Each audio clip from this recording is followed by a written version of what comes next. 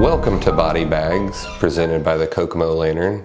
My name is Jeremy Geiger, and I am one of the co-owners of City of First Cremation and Funeral Services. So to kind of recap on the last one, we talked about the purpose of a funeral service.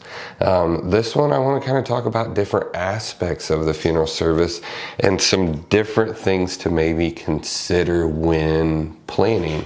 Some of you may be hearing this and watching this and not be expecting a death.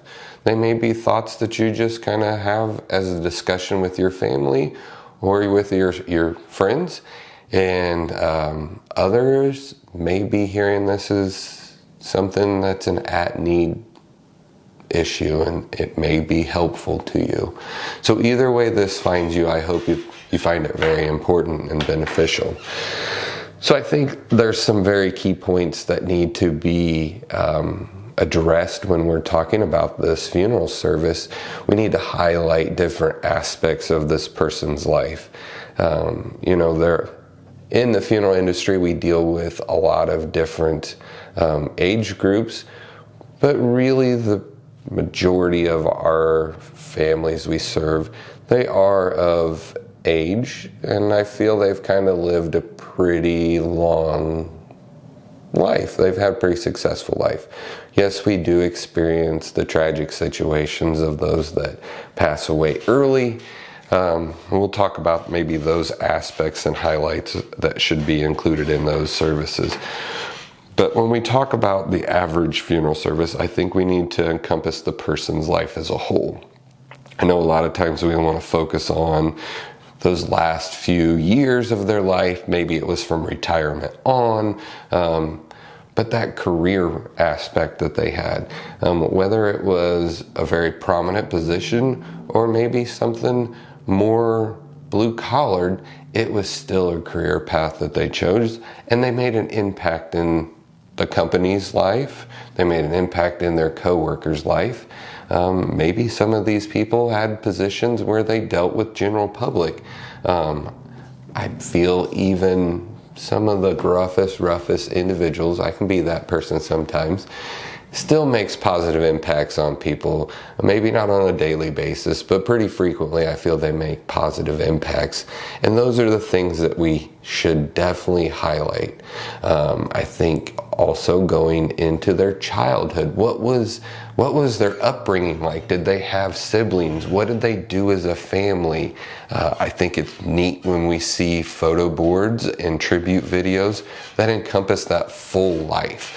I like to see the baby pictures of them. I like to see their siblings, their Christmases, their Thanksgivings, the birthday parties. Things that I don't see very often anymore are those classic family reunion pictures where there were 20, 30, 40, 100 family members together. Those are really neat pictures to see. Those are important, I feel, as a funeral director, to bring to those services to share with your guests. It helps tell that story of the life of the person that we're there to honor. It gives more purpose to that funeral service as a guest or an attendee. I think encompassing some symbolic elements, whether it's a religious aspect, could be even hobbies that could have symbolism. So a fisherman, bring in the fishing pole, the tackle box. It'd be neat if you could have like their bait bucket out there and fill it up with bobbers to give to them. I've mentioned to you before, I'm a big advocate on finding little quirks about somebody and giving that as a gift to their guests when they come in. So the bobber is one that I've utilized before, or fishing lures. Sometimes the family, they've come in from out of town and they've got these items. They have sentimental value to them, but they know their guests have sentimental value to them, and they don't want to necessarily have to try to figure out how to get them home, or they don't want to maybe throw them away. They find it better to give it to somebody there at the service. Other things that we may think about in this funeral service would be rituals or prayers. Some rituals that we think about are religious based. I think of like the Jewish religion. I think of the Catholic religion, the Lutherans, the Mormons. They have certain rituals that they perform during the ceremonies. I think I like some of the rituals. I like that routine that I see a lot of times in there. I think it brings comfort to you knowing that this is the same process that's been going on, and it's our belief. Other things that I think as rituals that may not come to light, or you think to bring it up to the funeral home, was Dad a member of the VFW? There's military honors or military rituals that we're used to seeing, such as the folding of the flag, taps, and the 21-gun salute. I've had some pretty neat experiences with rituals with the Masonic Lodge when they come and do their service, where they're leaving a sprig of spruce. They have very specific readings that they have. It's neat to see their brotherhood usually show up in a large number, and they stand in attendance in a row in front of the audience while they deliver this ritual and reading to their guests. Other things like would be the Eastern Star. They do something. Here in Kokomo, another unique thing that I've not experienced anywhere else here in Indiana is we have the Nurses Honor Guard. So if you were a nurse, it's a neat ceremony that they light a candle vigil at. They have a very beautiful eulogy about serving others and the nurses' duties, and commitment to the community that they like to express. These ladies, they're so amazing. Us funeral directors sometimes forget to bring it up. They get to follow back with us. They're very cognitive of the obituaries and where to look, so they'll contact us and say, hey, I seen so-and-so was a nurse. Would they have an interest in having our honor guard come a part of their service? So giving these places an opportunity to have these rituals and ceremonies gives more value to you as a consumer or as a family member of that purpose of the funeral service. Other things that I think may be important to have a discussion with family, friends, funeral director, clothing requirements. Certain religions that we work with have certain dress code requirements for the deceased. There's certain rituals and washings that they may do. Some of it may be a cultural belief, and they come and they pin and clothe the deceased. I'm more talking there of the Amish community. They allow us to embalm and kind of put some undergarments on them, but then they'll come in and actually get them fully dressed and pin their clothes into place. Other considerations about that clothing, for me, for instance, for the longest time, my family knew if I was to pass away, do not put me in a suit. I wear a suit every day. I don't like it. It was okay, but it's not me. Put me in something comfortable, whether it's a pair of blue jeans, a sweatshirt, a t-shirt and shorts, sweats and a sweatshirt, something comfortable. Not maybe something formal. I envision myself just being comfortable. I want my guests to be comfortable. That's another thing I've seen kind of transition in funeral service. In my earlier years, I always recall people coming dressed up very nice, slowly transitioning to business casual. Now I kind of see more of the dressed up side as business casual to really casual. I think we've just kind of, I don't want to say got laxed on it, but I think we kind of realize what is the purpose of dressing up. The reason why I'm here isn't because they knew me in a suit all the time. Tim knew me as a golfer. He caught me out in my shorts and my golf polo and a visor all the time. So he wouldn't be used to seeing me. His family wouldn't be used to seeing me that way. Other things to maybe consider in this would be family traditions. I like family traditions. You know, these traditions are ending for you because we've lost a very influential person in that family.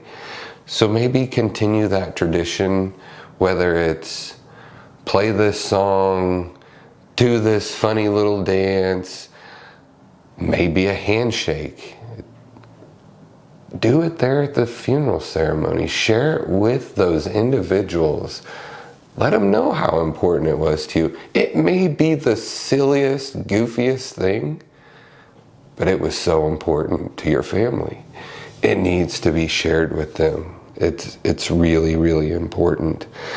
Other things that I think that you should kind of consider and decide for the purpose of the funeral service is children. I personally am a big advocate. I think it's important for a family to have children present.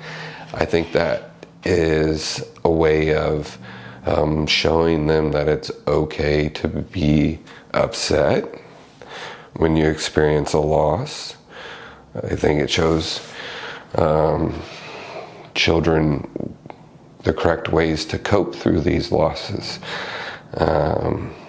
It opens up questions for them that it took us a long time to learn, because maybe we were left out of funeral service because it didn't feel like it was an appropriate spot for you to be.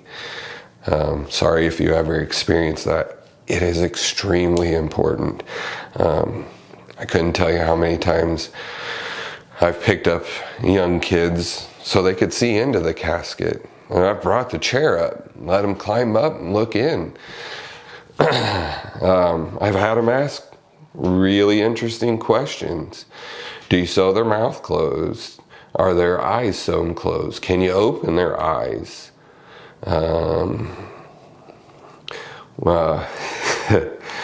One of the more recent ones was, how'd you give Nana boobs again? You know, fair questions. I love them. Are they easy to answer sometimes?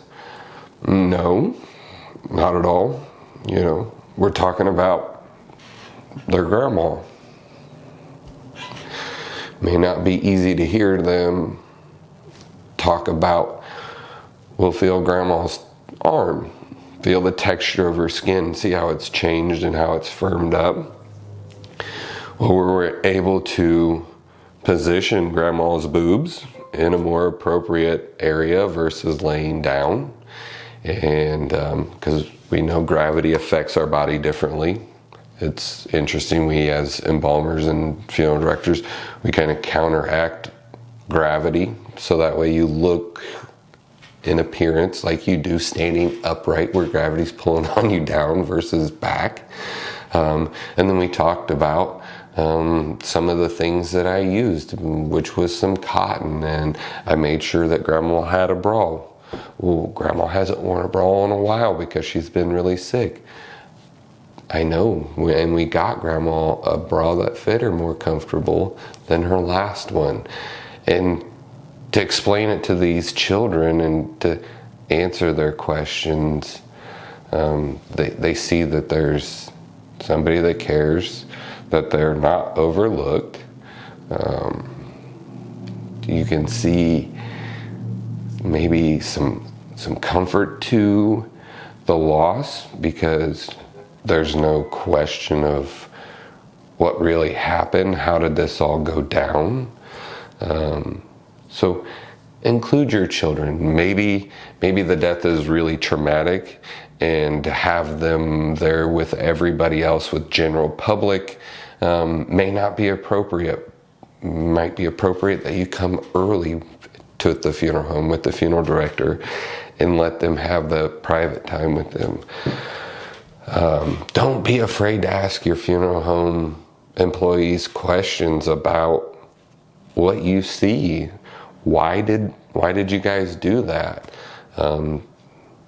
There's reasons for what we do, and I hope that we're honest enough to give you the answers.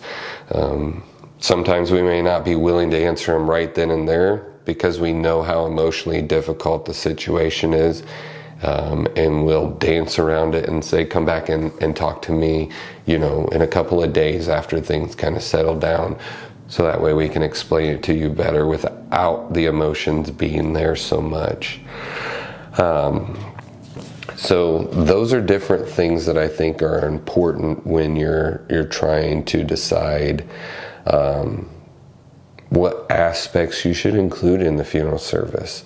I think discussing this with your loved ones, your family members, your friends are extremely important. Because if you don't get it down on paper with the funeral home to give us direction, we're really relying on your survivors to tell us what you want to do. Sometimes it is a monetary thing, and we need to figure out how to budget for it. So there's different things that we can do to help you with that. At least here at City of First, I speak that, I feel we become pretty resourceful for families, getting them either financial assistance or figuring out ways that we can honor this person that may not include the funeral home with additional costs, but still honors the wishes of that deceased. So with that kind of wraps up that episode. I'm going to kind of leave you with one of my stories of I've had some pretty crazy experiences with funeral services over the years. One area I worked in, I was either calling the police or an ambulance every weekend I worked. It was the craziest thing. It was either a fight or some kind of medical event. And I have a newer gentleman, a gentleman who's grown up with me, Brandon. He now works for us. He's been with us for a few months now, and this is all kind of new to him. He's worked several funerals with us, but nothing quite like we experienced the other week. And wow, I've shared this story with some other professionals in the funeral industry, and they said that kind of up there with one of their top holy shit stories. So I met this family a few weeks ago, and one of the sons kind of expressed some wishes to me that him and his mom kind of talked about, making sure he's with her for the absolute longest amount of time he possibly could be. And I supported it, I encouraged it, highly accommodating to do whatever I felt was fitting for this situation. A little bit later, after these discussions, his mom passed away, and I show up at the facility and he's not around. And I kind of ask him where he is, what's going on, and then the family tells me he had a medical event and he's in the emergency room, so he wouldn't be able to fulfill what we kind of talked about. So that was experience one. Then we get to the day of visitation and funeral service. We are at a new venue for us, beautiful, beautiful setting. Very accommodating facility. The family gets there, they absolutely love it. She looks amazing. It's the casket she picked out. I mean, everything was going the right directions. People were feeling pretty good about how it all worked out for him. I know there's a little uncertainty with us being a newer funeral home and not being in a funeral home facility to have these services. I get it as a consumer, like, oh, how's it going to be? But it was going amazing. We get to about 45 minutes, hour to the start of the funeral service, and I hear a thud. I go in, and some people are circled around an individual. They're having a medical issue. They're asking me to not contact emergency medical services, that it's normal, it'll be okay, just trust them. Sure enough, they were right. Within a few minutes, things turned around for this individual. Things are going much better. We got him outside, got him some fresh air. Things are going good. Hear another thud. Holy crap, what's this? Go in, second individual having another medical event. And again, I think we need to contact emergency services. His wife was there. She assured me no, that wasn't necessary. She gave him some medication to settle his heart, and they were going to take him to the emergency room. We helped got him in the car situated, and away they go. So I thought, holy cow, look at the clock. I got about 5 to 8 minutes before the start of the service. Perfect, everything's good, everybody's ready, minister's ready. He's kind of a little shooken up, just like we are. We do this beautiful tribute for the lady. It's always neat to hear the minister or eulogist speak about the deceased when they have a really good connection with them, because there's more depth and texture to that eulogy. And this is how that ceremony goes. Went on for half hour, 45 minutes. We play our final song. All is good. We're dismissing. Everybody's getting along well. They're making it out the doors fine. And we get down to the remaining family, and I give them their private time. I always find it's important to give them those opportunities. And then the spouse gets their last moments with nobody really around. As the spouse is talking to their companion, kind of hear commotion again. And I turned and I looked at the door, noticed there was some things going on. I quietly slipped to the back. Attendee number 3 now down, having another medical event. And I said, well, this time we are contacting emergency services. This is very serious. And they said, we already beat you to that one, don't worry. Try to keep things kind of quiet so that way the spouse can have his moment without being distracted of what's going on. And I said, okay. So I slipped back up to the casket and talked with the spouse for a little bit, and they didn't really know until the ambulance did show up, and he caught the reflection of the red light off the casket and turned around and asked me what was going on, and I informed him, and he was pretty upset. He knew his family was hurting pretty deeply over this, but that was one interesting funeral service. Never in my career have I had to go through so many different medical events at one service. I've had single events, double events, about 3 really serious events in a row within an hour and a half. Brandon took it like a champ. He was very helpful, very supportive to those that were seeking help or needing direction of what to do next. But But yeah, welcome to a day in the life of funeral service. You never know what's going to happen. So that does conclude my services here this evening. Thank you all for being here. Thank you, Kokomo Lantern. And once again, please like, subscribe, follow, and share. Bye.